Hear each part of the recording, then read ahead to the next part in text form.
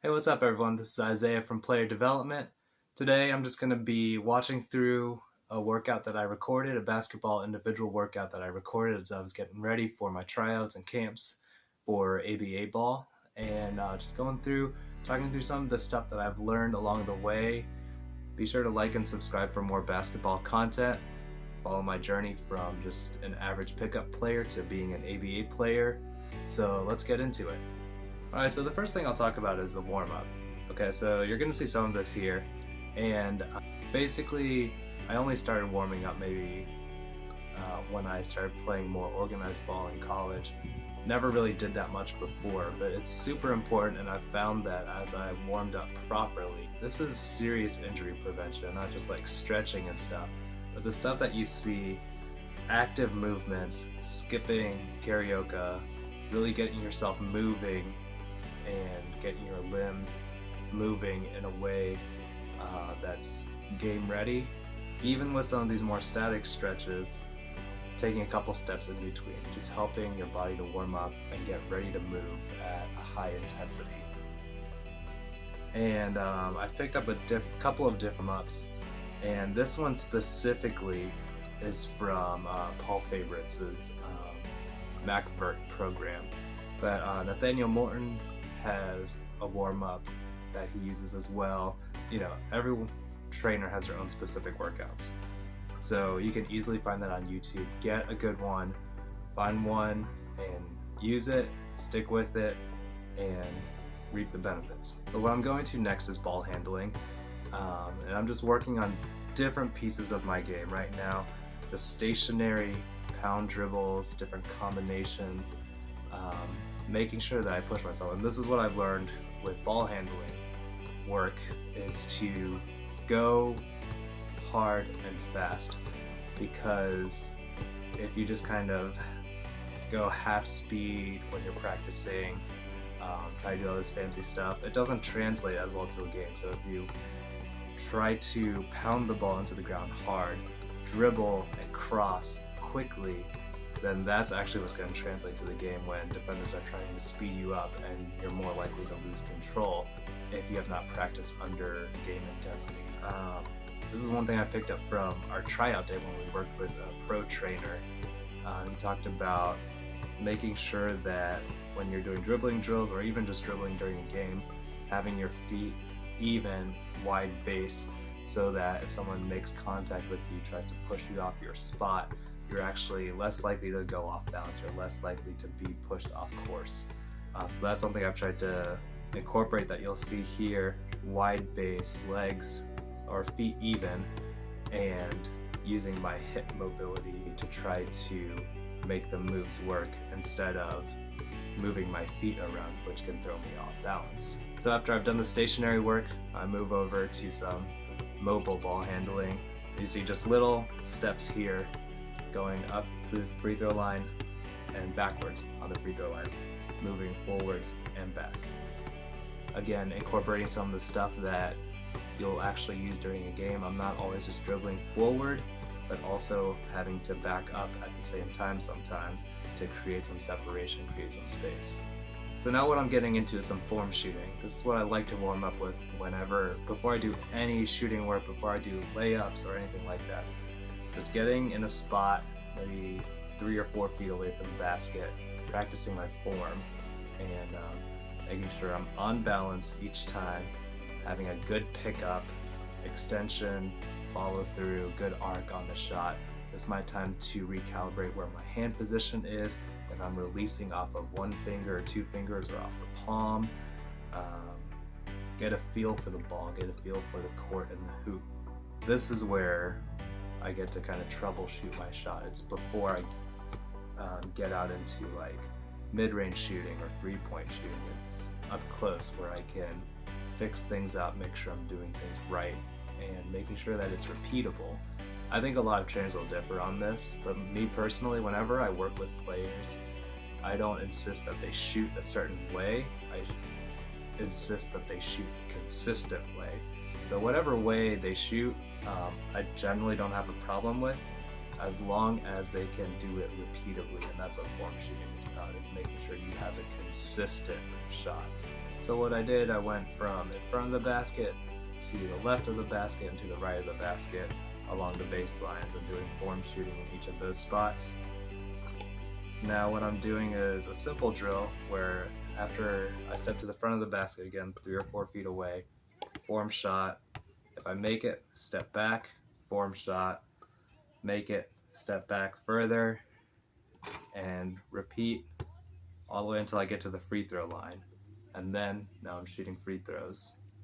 And what you'll notice is my free throw routine, or maybe you won't notice this. This is somewhat invisible, but I talk about this in our free download Mind Games. I'm practicing every single piece of my free throw routine, down to the mental stuff, what I'm telling myself in my head as I'm doing my entire routine. What I end up focusing on is what I'm doing specifically with my body and when I breathe, because that's something that I noticed that as I did actual free throws, I would start breathing at weird intervals, and that would throw off my routine. And so I would actually tell myself, okay, now's the time to breathe out, and then the rest of the shot takes care of itself.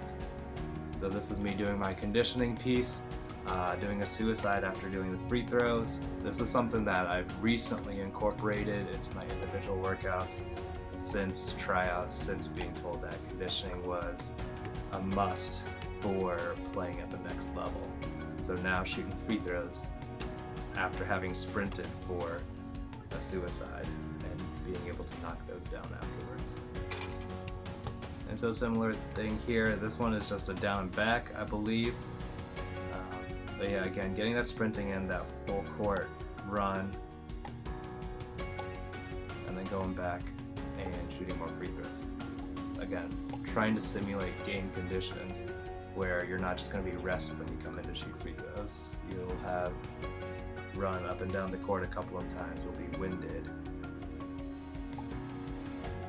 You can see here I need to kind of sharpen that, not making my free throws after I run. So that's something that I need to continue working on. Another thing here, there's a temptation when you're just by yourself, or sometimes even during practice, to kind of go half speed on the runs because you know you're going to be shooting free throws after. Definitely encourage you all to be okay with missing the free throws and running some more, because during the game you won't have the luxury of going half speed and then going into your free throws. Alright, so this next portion here, just working on a little mid-post finishing, starting with some runners. This is a part that I've started adding to my game that I'm still not very comfortable with yet. As you'll see, the runners are pretty iffy form-wise and also accuracy-wise, but I mean, that's why I'm working on them. But again, you'll see, starting very simply, from stationary runners to one dribble pickup runners, and then adding some motion, curling around, and then throwing up a runner. So that's the formula that I typically use. First, get the form correct. Go slow, go methodical, make sure everything feels right and you're drilling the right motions. Then add one step, then go to more game-like conditions. And you'll see when I miss a couple, or when it's starting to feel a little wonky, you'll see me actually regress back to pickup and runner, or just the runner by itself, stationary. And there's nothing wrong with regressing a little bit if you need to troubleshoot a few kinks as you're getting the motion right or learning something new. Alright, so what I've got going now, after I've done the runners, I've transitioned over to mid-post finishing. And what I do with this drill is, this is a very game situation kind of drill. What I'm doing is spinning the ball to myself out on the perimeter, going hard in one direction, doing one change of direction, and at that point I should be in the post. So that may have been like 1 or 2 dribbles in one direction, change directions with a cross or a spin move or something, and then I should be in the post, and then doing a short jumper to finish it off. And I try not to do layups during this drill, trying to get some game speed, short range jumpers, runners, things like that. But again, right, this is about getting game-like situations, game-like reps. Especially when I'm working out by myself, I don't have a defender here. I don't have a coach telling me, okay, go this way this time, or drive this way, or giving me cues and stuff. So I'm adding complications for myself. I'm adding changes of direction, situations I'll see in a game. Nothing fancy, but just effective moves that I know I'll be using every time I step out onto the court. And you see, this drill really gives the opportunity to work on a bunch of different skills. I have my triple threat skills: jab steps, high rip throughs or low rip throughs, crossover, so some handles, and also finishing different ways and at different angles. So there's a lot going into a very simple drill here. And a bonus is that there's a lot of opportunity for creativity as well, that the drill isn't just going the same direction, same finish over and over again. You can go one direction and then cross, or go the opposite direction, spin. There's a lot of different options. Alright, so this next drill here is going back more to similar to form shooting, but now we're in the mid-range area. And this is a drill that I got from, it's either Drew Hanlon or Tyler Ralph, one of those guys who's made a really big training NBA players and high-level collegiate players. But he talks about this drill where you work on different pickups for your mid-range shot. So what you'll see first is just the one dribble forward, pick up into your shot. And then from there you transition into a crossover into your shot. So you're working on picking up the ball at different angles and getting your balance from different pickups. And then you have a between the legs step back. So basically this is working all the different kinds of dribbles and pickups. So he says you're working some ball handling as well as getting a lot of shots up in game-like situations, because you're not always just going to be stationary when you shoot. You're going to be creating separation using any one of these moves. So definitely one of the trickiest ones for me is the pound dribble into a spin pickup. Trying to find the hoop, find your balance after that, especially for me going from left to right spin pickup is really tricky. So of course, what you're seeing here is everything on my right side, starting the ball in the right hand, and then of course we'll transition over to doing the left side after you finish the series on the right side. I think I was probably going for 5 makes from each pickup before going to the next one, but I'm not sure here. You can use whatever. You could do 10 shots, 20 shots per pickup, or you could do 5 makes, 10 makes per pickup. It's really based on what time you have and what stamina you have before you start losing some integrity on your form. And then at the very end here, again, ending with our favorite, doing some free throws, and then sprinting for a down and back. Sometimes what I'll do is, depending on how many free throws I make, will determine the distance that I run. So sometimes I'll go for 2 down and backs if I miss both, 1 down and back if I miss 1, and then if I make both, I'm done. I don't remember what rules I set this practice here. Alright, so I made my 2 free throws. Now I'm done with this workout. Guys, thanks for checking out this video.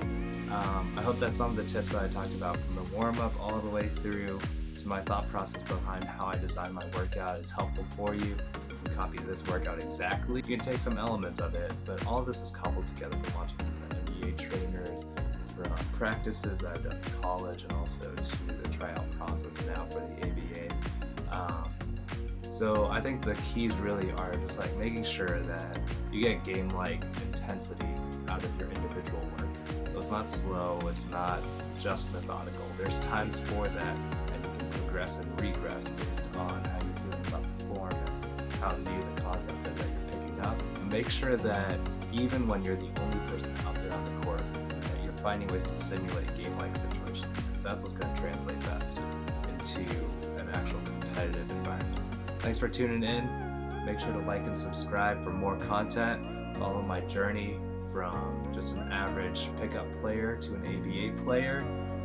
Check out the shorts feed for more basketball drills, things that you can incorporate into your next workout session. Guys, thanks for tuning in. I'll see you next time.